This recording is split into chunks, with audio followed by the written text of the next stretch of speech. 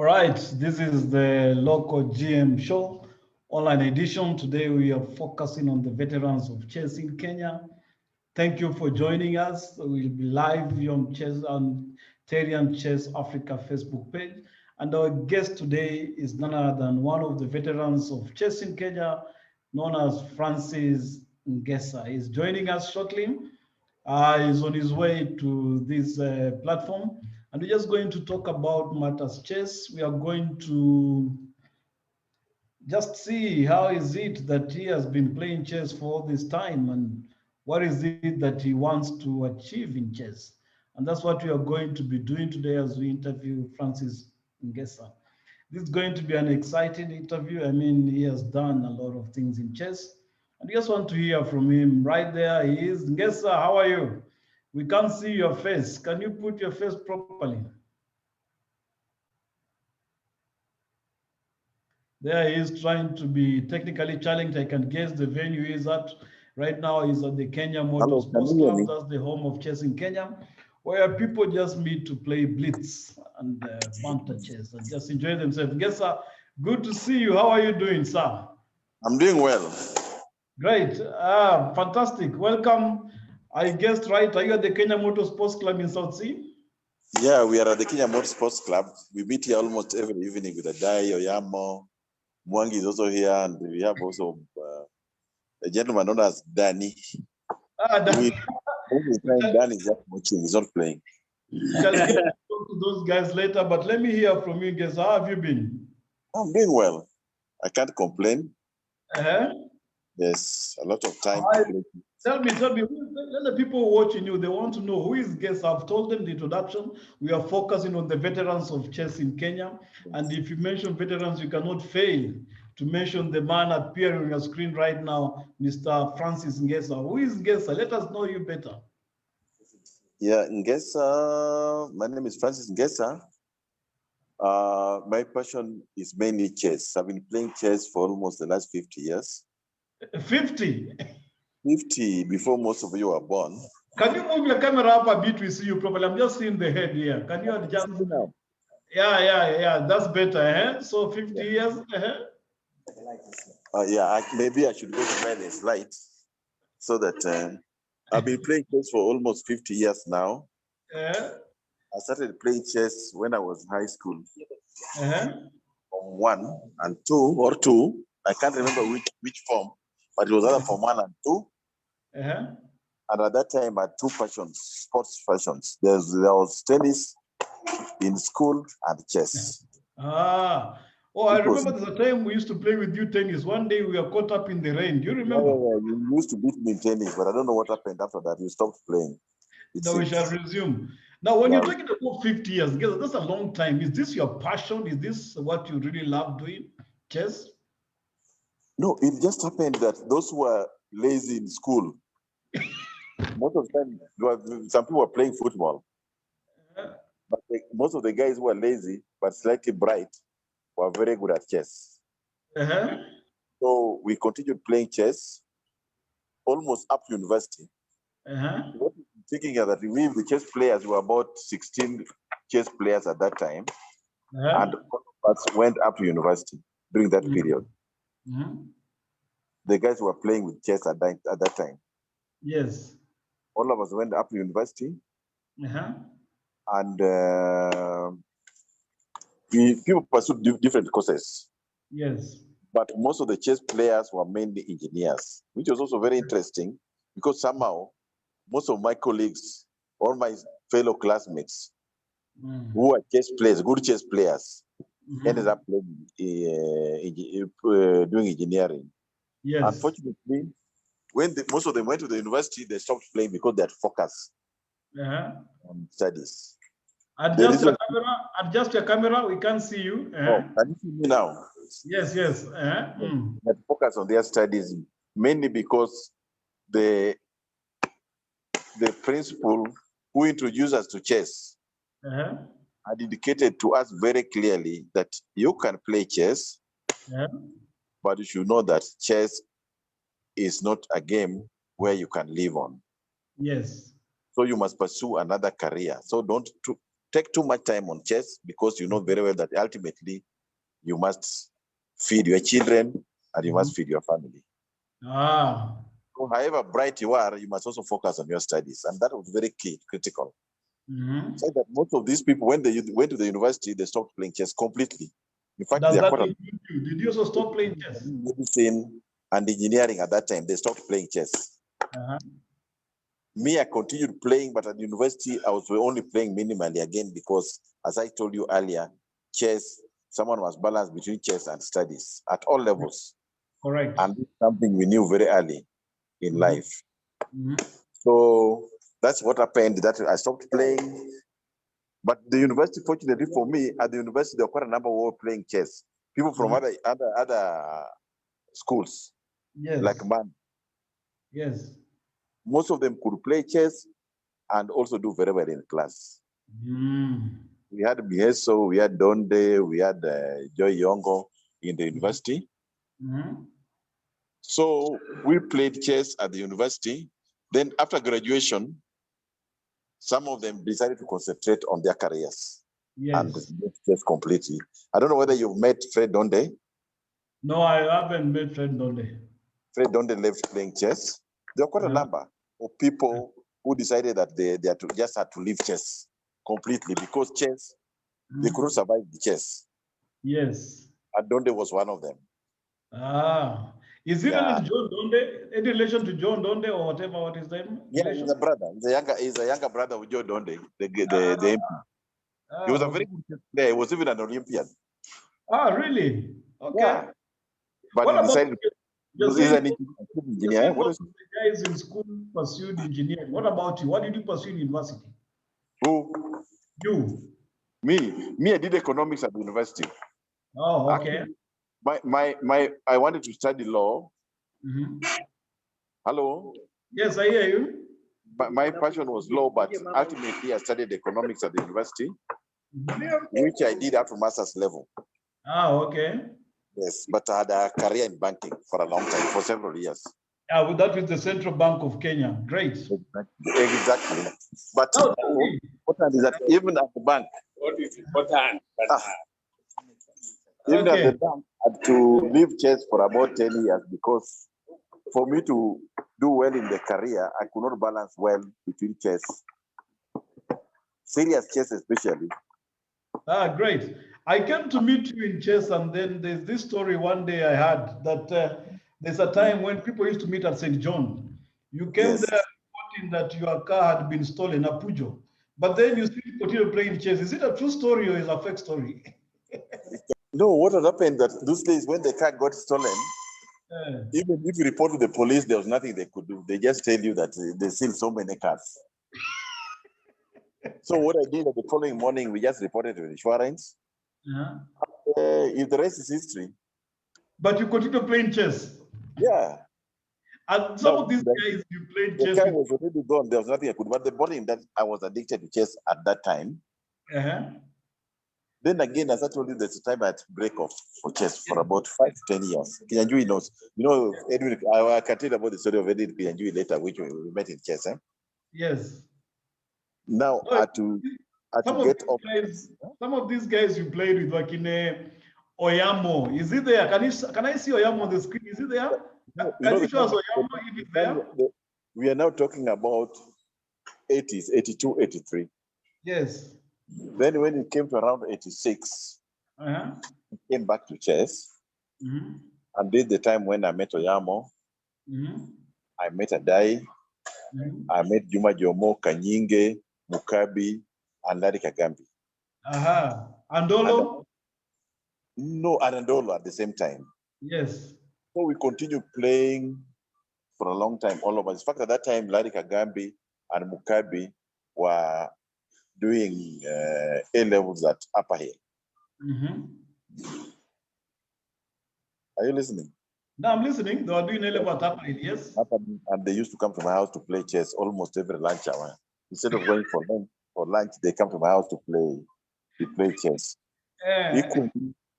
Fortunately, Oyamo was working at KEBS. You know Kenya Bureau of Standards at that time? Yes, I know Kenya Bureau of Standards, yeah. He was staying in my servant's quarters. And after beating me, we used to play blitz, and with the earnings, he used to beat me and use it as a.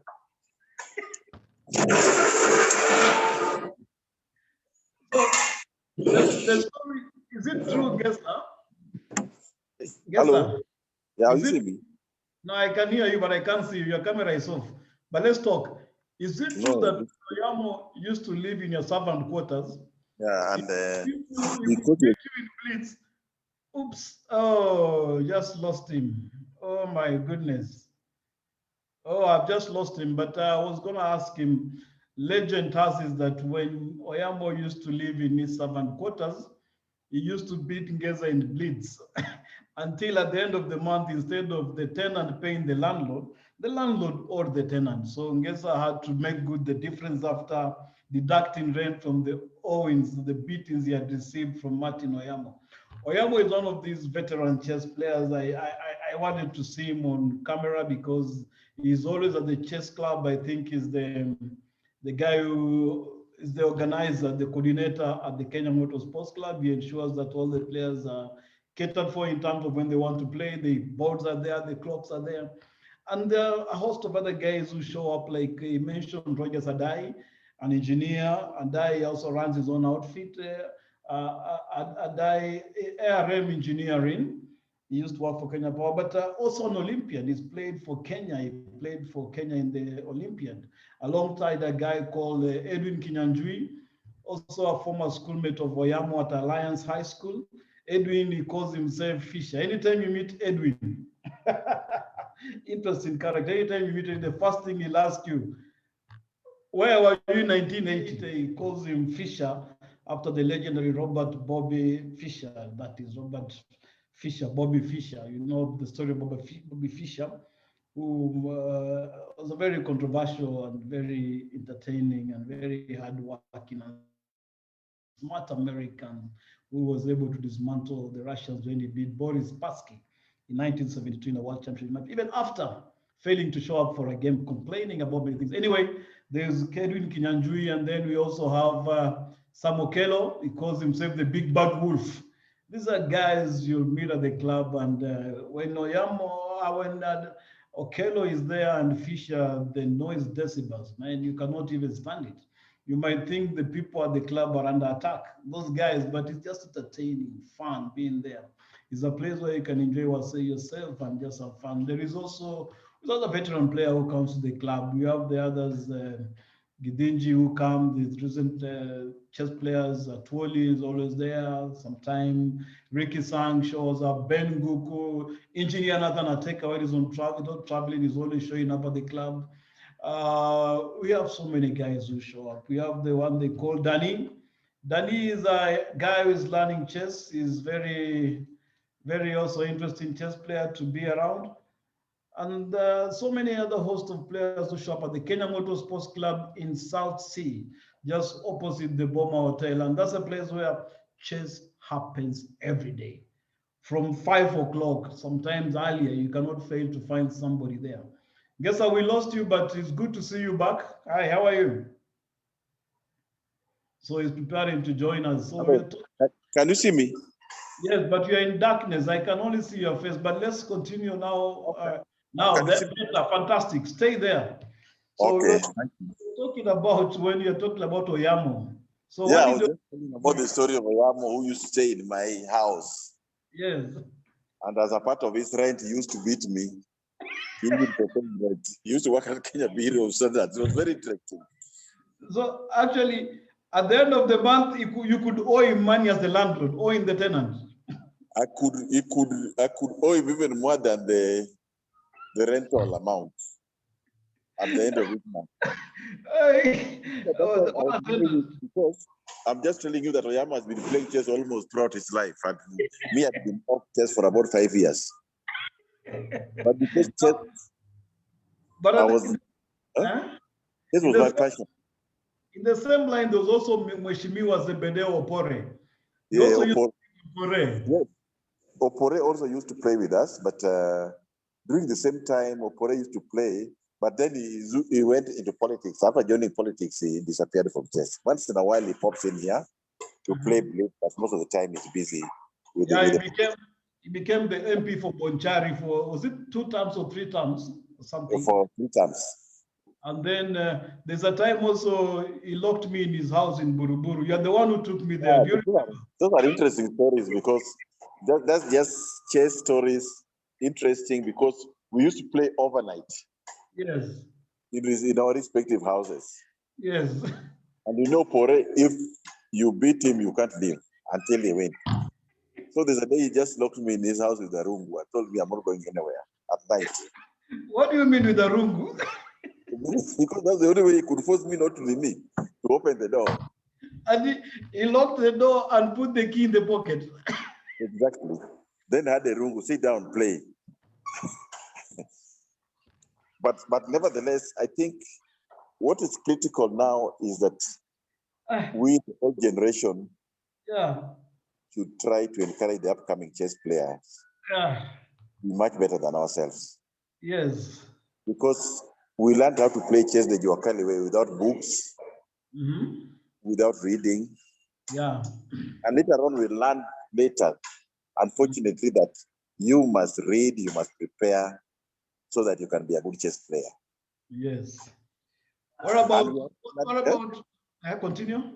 We're also learning that it's also possible to play chess and also pursue your career. Yes. Because at that time, we're told that you either balance, you either leave chess for some time, pursue your career, go through your studies. But now we are seeing all these chess players, the doctors, engineers, Kiradai are doing well in chess and also doing well in their careers. We have the Kangani doing the same.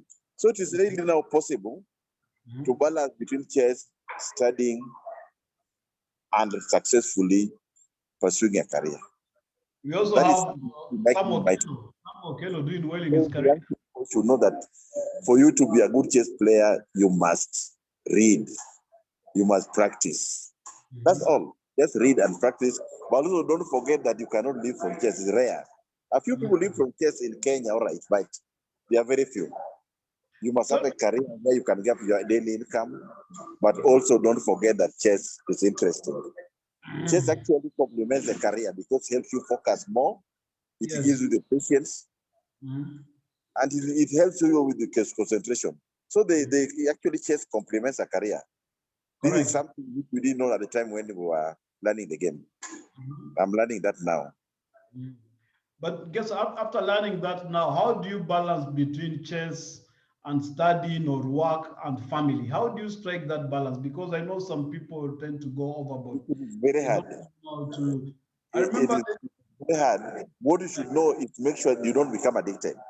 Yes. Because the problem is that the balancing becomes a problem if someone is addicted, such that you don't know when to stop playing. Because I remember during our university days, there were some people who could not pass exams. They just get off because they were playing until morning. And then after that, they were trying to Xerox assignments. Yes. But the lecturers knew. Yes. They were sleeping, they were playing chess until 4, while the exams were starting at 8. It was not possible. So quite a number did not manage to go through simply because of chess, because chess is extremely addictive. Yeah, I hear you. Now, as a country, how come we have not been able to attract corporate sponsorship? You have been in the corporate world, sitting on the other side of the fence. How come we have never been able to grow in the corporate bodies? No, what happened is that we used to do that long time when we were in chess management with the Nilcon Jenga and then with Ambassi. But later on, what happened is that if you try to do it outside the chess management circles, the feeling is that you are fighting the office, the current office. So we decided that, okay, the best thing is stay away, let the current office manage, get their sponsorship. If it is possible, fine. But don't forget that I was also partly in politics sometimes back. I hope you knew that. Yeah, I knew that the county cabinet secretary for, was it trade or something? For roads. And at that time, I managed to introduce chess so that my engineers, my accountants, and my economists were playing chess every lunch hour. And actually, up now, chess is now recognized among the inter-county games. And Siaya is the one leading in chess all the year during the inter-county games because of me. It is going on. Did they beat Nairobi in the last championship? I know Siaya beat Nairobi County, they also beat Kisii County in the last one. So they are currently champions. Oh, so that was your initiative, yeah? Well, I started it when I was the minister in Siaya. Oh, fantastic, great. And it was quite interesting because it keeps those people busy. During lunch hour, they don't think about going for lunch. And even after work, they wait for the traffic to cool off, continue playing. And I donated chess sets to them. Unfortunately, they didn't want to use the clock, but still okay. At this stage, it's still fine. Yeah. I guess when you say that trying to help the national, looking for corporate sponsorship, they might think you're fighting the national federation. Yes, I can't hear you well. Can I go to a place where I can hear you? Can you speak loudly? I'm saying, as a chess fan and administrator, former administrator, why can't you help the national federation secure sponsorship for events? I think maybe it is out of laziness on our part. Yes. And out of partly also because the management also do not reach out. They don't reach out to the old generation of players. Nakupore was assistant minister. Nobody reached out to him. Correct. Yeah. You have the former governor of the central bank, Mr. Duncan Dewa, was a chess player. Nobody reached out to him. I think the minister for security, Matiangi, is a chess player. Nobody has ever reached out to him. So people should try to reach, even Nyaga, the former governor, Nyaga, the former minister, they're all chess players. But really? It needs people to get out and reach out to them because they get sponsorship. Someone must just reach out. It is very important. So can I take it to you? You are saying, let's say the National Federation came through you and asked you to take it because the director of communications. Sorry? You have reached up to the president. You know that. Yes, yes. Yeah. If the president decides to ring even Barclays to sponsor a tournament, even of 1 million, they'll do it. Yeah, they'll do it. They'll do it. Next time you're in State House, please mention it to the president. I'm sure he'll sponsor. Yeah, I'd mentioned to him and he was very excited. I'd mentioned to him and he was very excited. He said he'll come to Parkland Sports Club one day. That day we are doing it. Try that. People are getting wherever you want, you are watching this live, we want you to come and support chess in Kenya because it's a game that can also we are willing to support employment opportunities. At individual level, we can support. We can organize a tournament. We'll support. With a day, we had organized a tournament between veterans and the young players here. We expect that will take place in March. Oh, it's taking place in March. Okay, who are the veterans playing in that tournament? Get some kids up.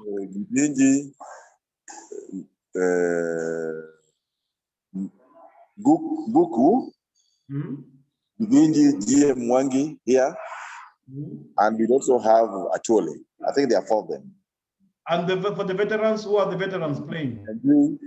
On board 1, Achole, Adai board 2, and board 3 will be Oyamo.